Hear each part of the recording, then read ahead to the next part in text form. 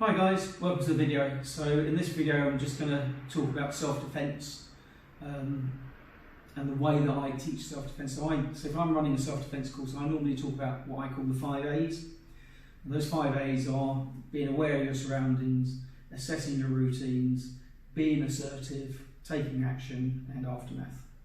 Okay.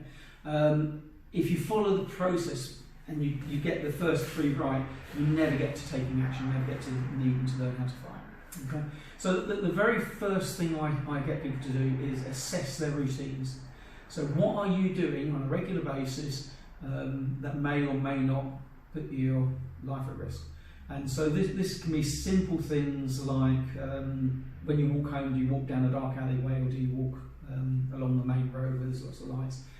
When you're walking down a footpath, do you walk on the side where the fences and the bushes are, or do you walk on the side where the road is? Okay, both have advantages, both have disadvantages.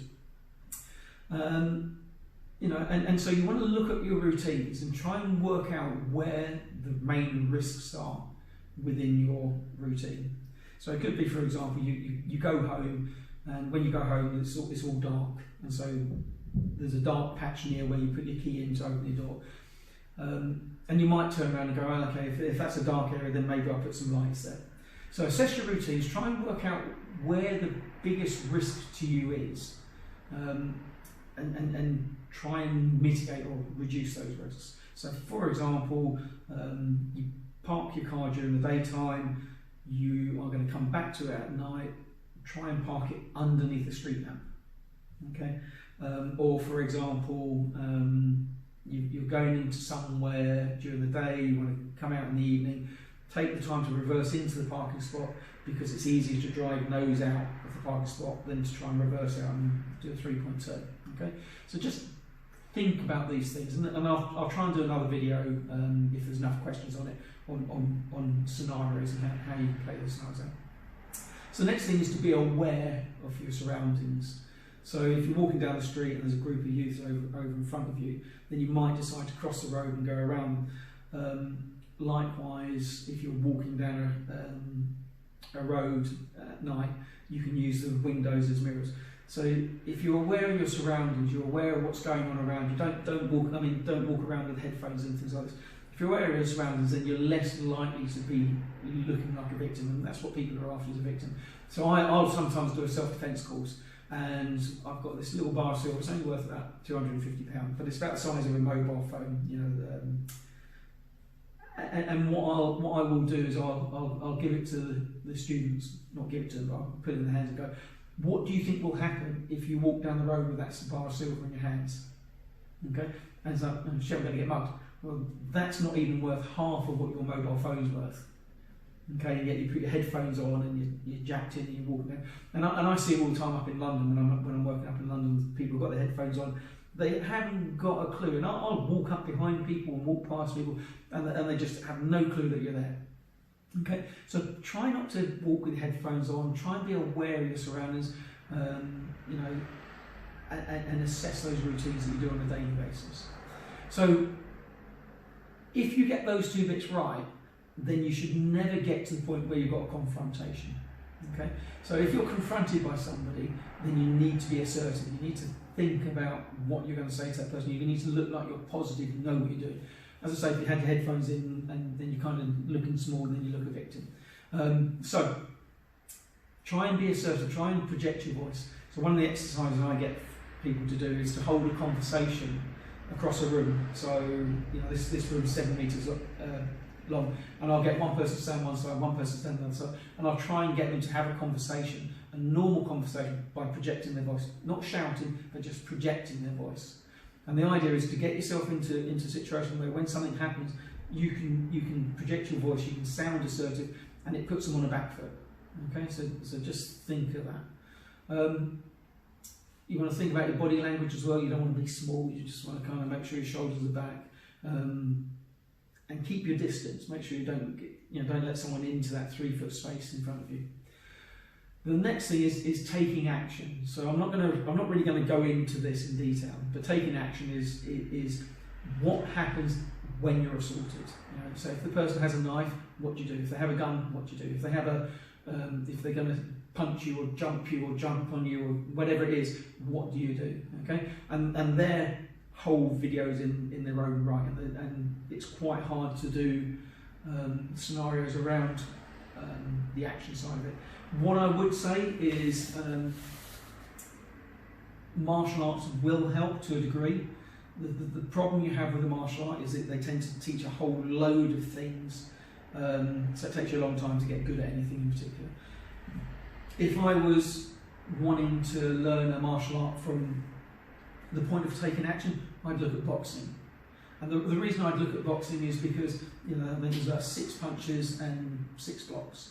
You know, much as I'd love you to come and train with me and do karate and kickboxing, jiu-jitsu and ninjutsu and all the other martial arts I do, to be truthful, I think if you did boxing, it would get you up to a good speed and a good standard really, really quickly. And might be all you need, and then you might want to do a little bit of kickboxing, maybe to throw some kicks in there.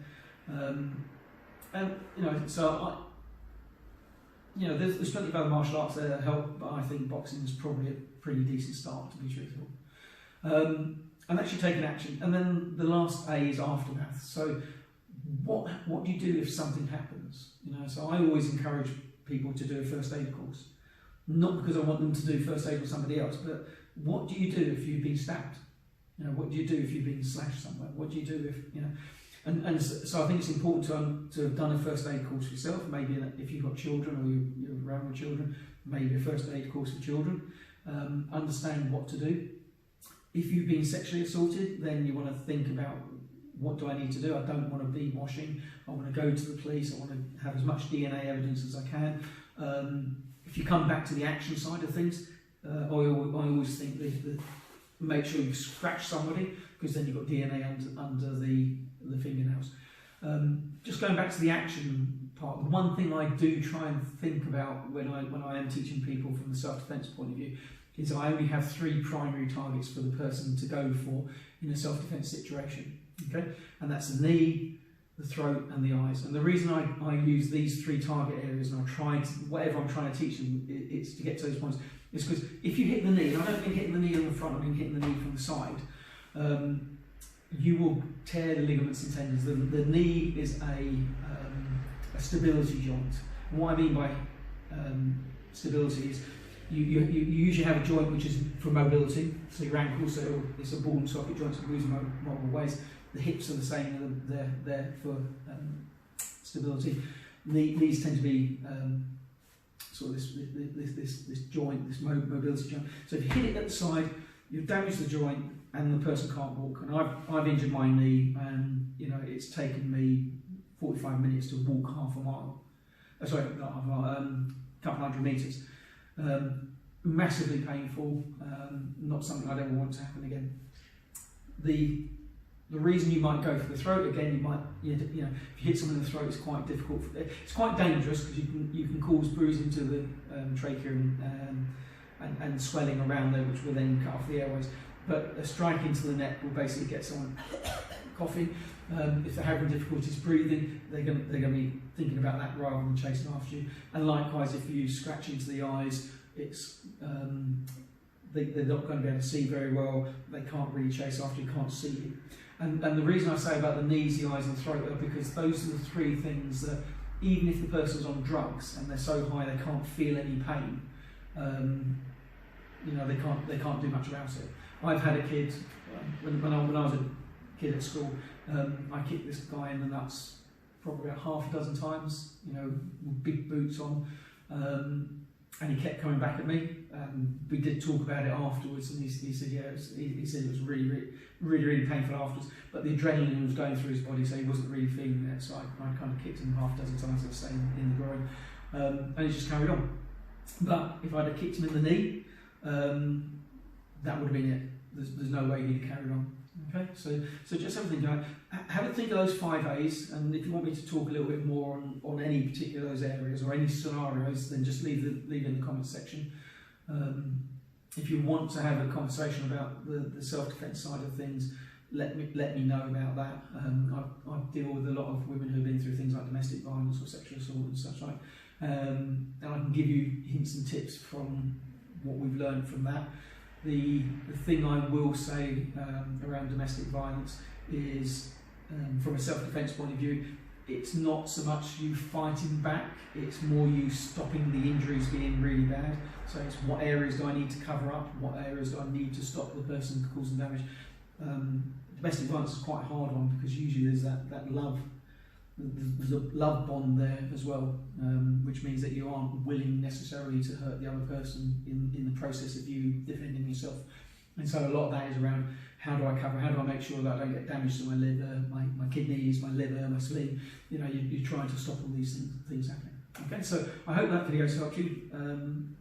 Leave some comments in the comment section if you want to. Please feel free to like and share it, and I will see you in the next video.